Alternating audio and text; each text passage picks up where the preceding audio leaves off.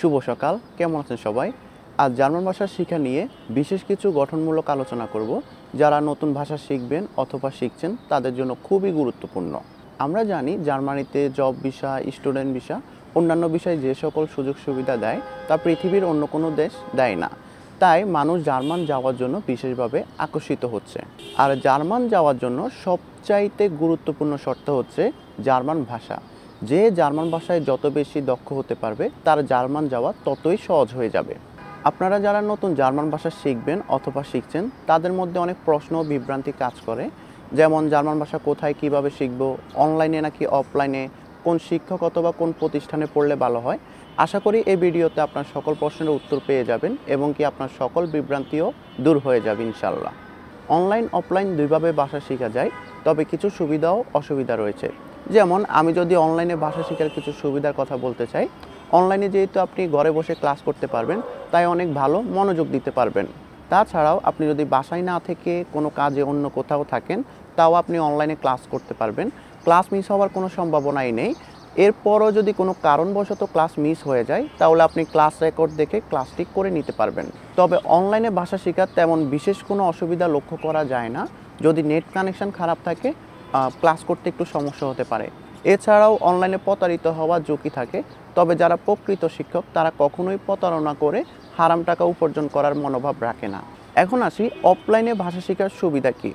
অফলাইনে আপনি সরাসরি ক্লাস করতে পারবেন, নতুন বন্ধু পাবেন, আড্ডা দিতে পারবেন, এক কথায় স্কুল কলেজের ক্লাসের মতো স্টুডেন্ট লাইফটাকে ফিল করতে পারবেন।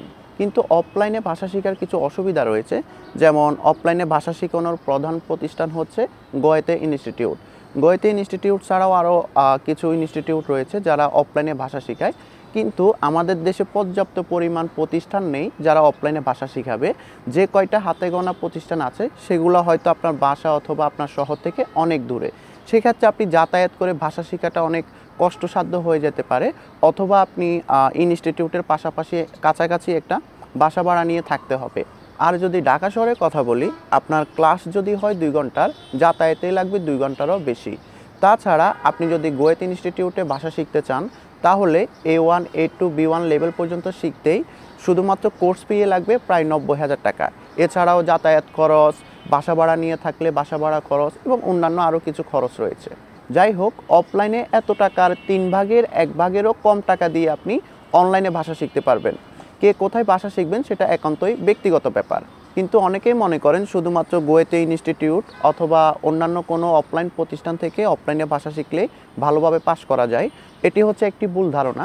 আপনি যেখান থেকে ভাষা শিখেন আপনাকে প্রচুর সেলফ স্টাডি করতে হবে।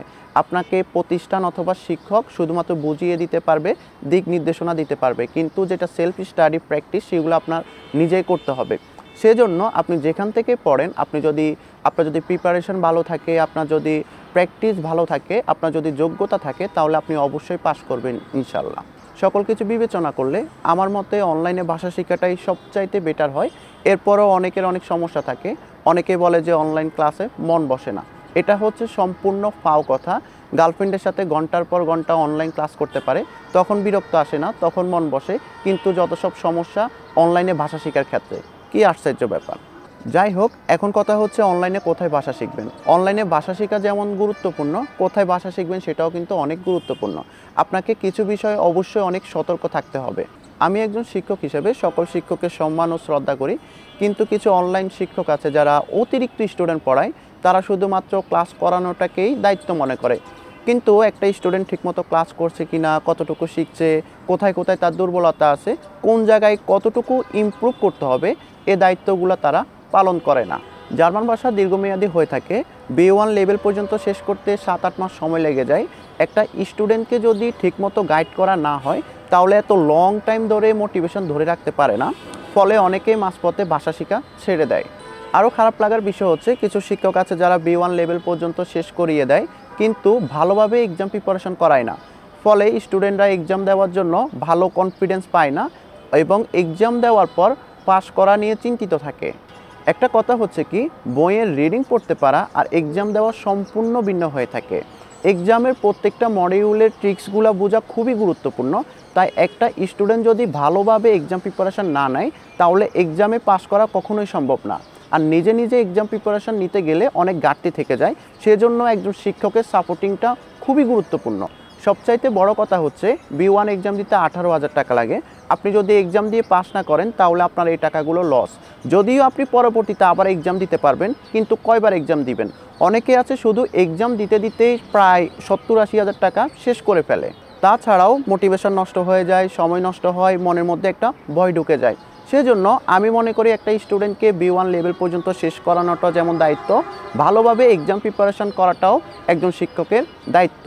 আবার অনেক শিক্ষক আছে যারা এক্সাম প্রিপারেশনের জন্য এক্সট্রা টাকা নেয়। এটা হচ্ছে এক প্রকার জুলুম করা।